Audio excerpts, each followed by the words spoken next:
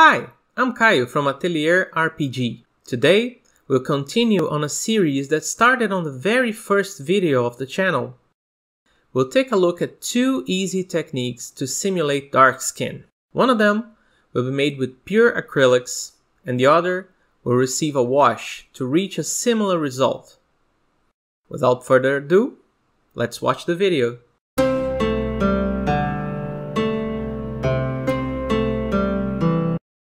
To demonstrate today's techniques, I'll use these dwarves from the Chosen Axes warband from Warhammer Underworlds. Even though they have different poses and weapons, they're practically the same in terms of exposed skin. We'll start with the acrylics first. I mixed a dark brown by combining brown, deep red and black. This will be the base tone, the darkest tone of the skin, and I apply 2 thin coats.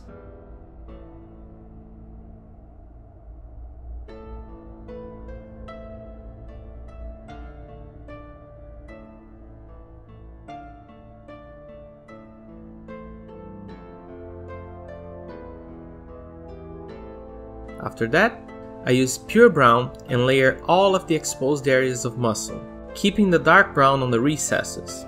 This is the mid-tone, and it will cover most of the skin area. Once more, I use thin paint and apply 2 coats.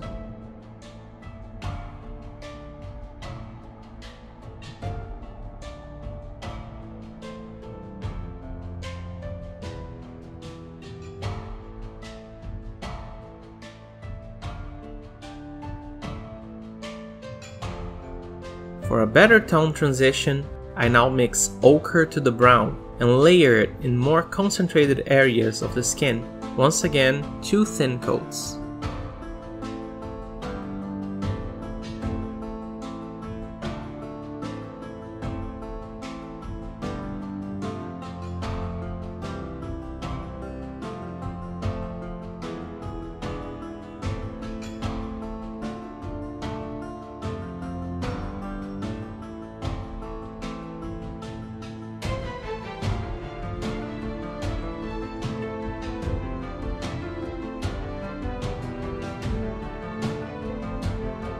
Now for pure ochre. I apply it only on the highest points of light, the top of the muscles, the nuts of the knuckles, the tip of the nose, those kinds of areas.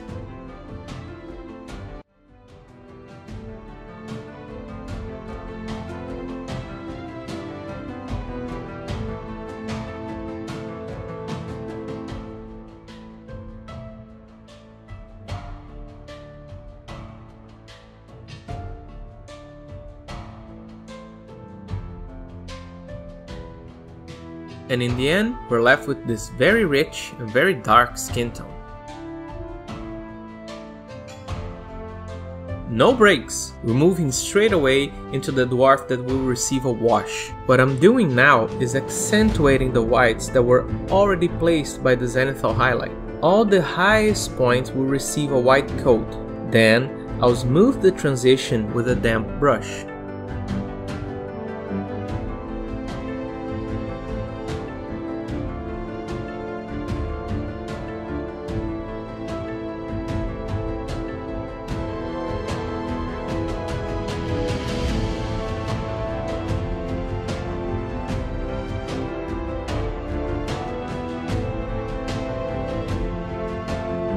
Maybe just by looking at it like this, you won't see much of a difference, but comparing it side to side with another dwarf that received just a normal zenithal highlight, the difference is noticeable.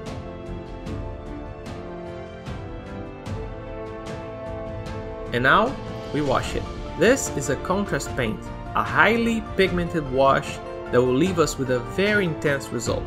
Just make sure not to let it pool.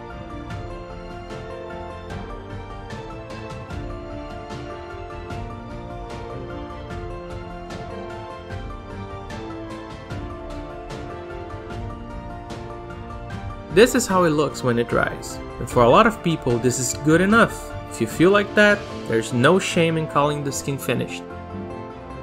For me, I rather have more contrast, so now I'll use brown on all of the exposed faces of muscle, just like the first dwarf.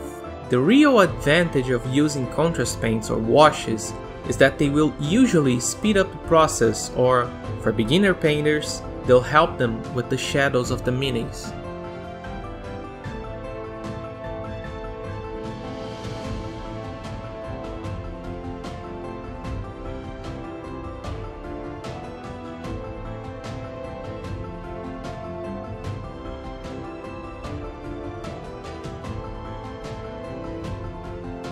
Once more, brown and ochre to help smooth the color transition, layering it on a smaller area than the pure brown, focusing on the highest areas of skin.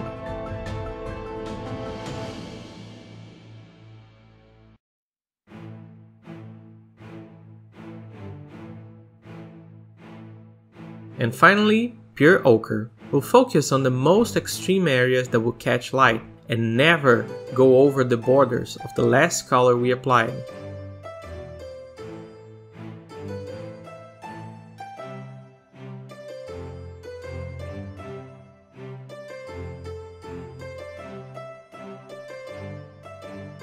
And this is the result. The color transitions are less smooth and the shadows have a faint shine to them, but it is a faster alternative to all acrylics.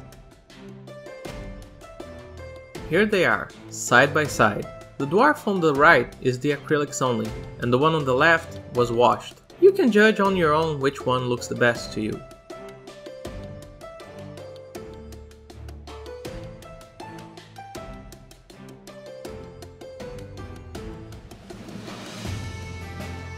What does not look good to me is the fact that they are still unfinished. So let's fix that. From this point on, they will be painted the same. First, red on the hair and the beard. Both will be orange, which is the Fyreslayer's defining color.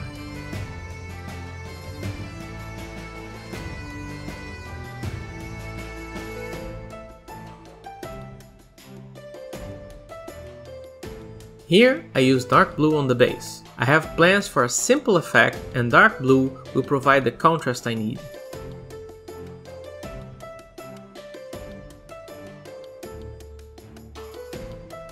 I mix purple to the dark blue to add interest to the base. And here's the effect I mentioned. With light blue I paint inside the crackles of the ground, making it look like there's magic about to burst from under their feet. While the base dries, I'll paint gold on the runes they have inserted into their flesh.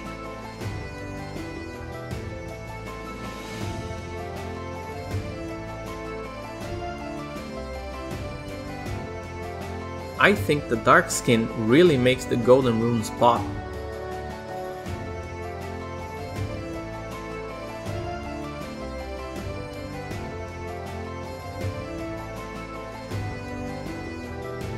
Here I'm fixing the mess I made with the light blue, and right after I painted the fabric of their clothes with a deep red and the leather with purple.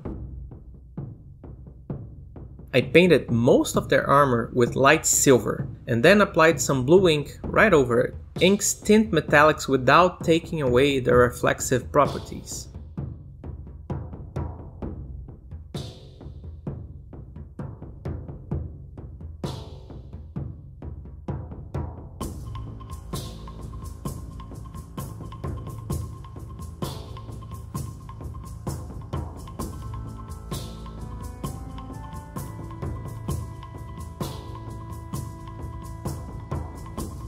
Now I go over all the areas of the armor that I decided would be golden. Bangles, runes, the interior of the weapons, and some smaller details.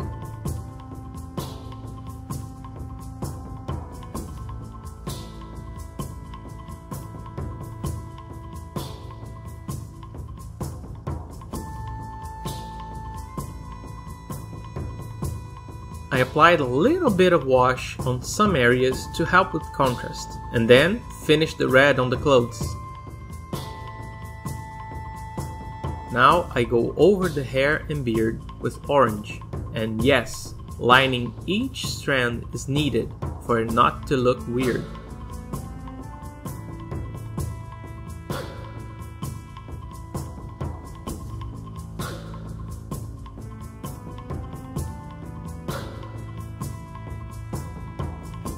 Yellow, finish the highlights for the hair and beard. Apply it very sparsely and only on high points of the model.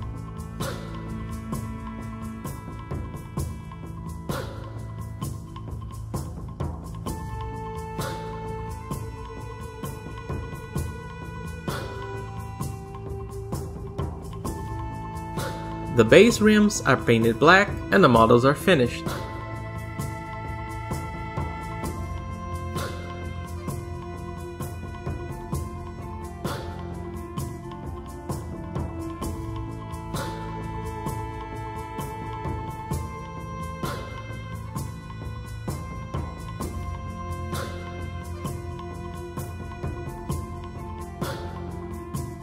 And so, the dwarves are now ready to face their sworn enemies, the Skaven, in combat in the game Warhammer Underworlds.